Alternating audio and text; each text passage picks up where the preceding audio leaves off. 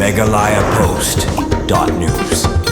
Usambut Menteri Kesorkar Jalan Barbadairu Minister in charge Katanan Home ubak Preston Tensong mentaka singula pensyai bagi Kesorkar Jalan kam syamlale da kabor ban kersan ya ka public hearing ke Sri Semen Limited badai ki paj ba persya ki basmutu bakla bakim tep ke ega jingmut jong ka public hearing haba crunch kilal pathai kabor ubak Preston Tensong ula pensyai paj ba sondon baka jingmut ka public hearing kadai bagi paj ba kinyo ekalat ban ajingmut laki persya na ki kersan bat sengosi bani ipan baki yakhi badiatur penbansha ka office deputy commissioner banya penpau ya ka jing persya baki dai ban penpau ha ka public hearing ula kenturu ya ki paj ba ki bakersan ni ki bapersya ya ka Sri Semen Limited bakin lech menta ha ka public hearing na ka bantawan ajingmut sya ka sorkar lingba ka Meghalaya State Pollution Control Board bad amban yakhi ne persya ha surong ne sya ka office deputy commissioner shushu ula pensyairu baka sorkar ka ha baniat katkum ki lenti ka an bad ki paj ba ki don ya ka hong ban persya ne kersan la ka dai ka baki paj ba ki yo jimentoy ne ka dai ka bakta ya ka maryang bad dai tang ha ka public hearing kinyo ekalat ban ajingmut la ki persya ne ki kersan Susu ula pensyairu baka sorkar kam syamlale da kabor ban kersan ya ka Sri Semen Limited hendroi ka sorkar ka yai katkum ki kendon ka an ban penlong ya ka public hearing badai ha ka public hearing la ban simrai katkum ka surjung paj ba babun balang laki persya ne ki pedang ya kanu ka kam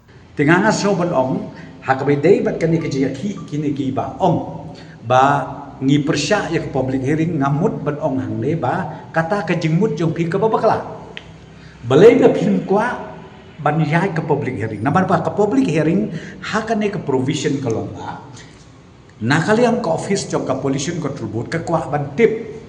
ke ke concern ke ke jingsngau jong ke pajba lah kata ke proposal ban set up ia kata ke cement factory ke bambiang na ke bambiang dena kena daw pelong kenang ke public hearing. Tengangam sutu balai di pelong pendat dia kata ke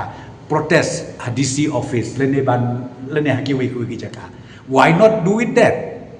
Have a don't consent, please do it that. We are very transparent. What skau ba kim dai basku tu baklam no ba kaning nyom bor mengino komen. Kai kata king ngilek bor mengino komen. Kam don ai ngilek bor komen. La ngilek bor kamu ngimdon ni ke public hearing. Kan yai baik kakap. Den rai mentang aku ban pensai ke darba. Ya kitu ki bamhun. Kiba persya sengau bah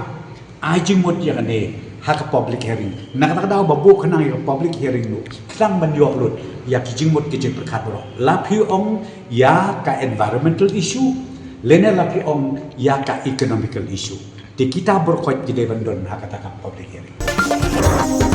megalayapost.news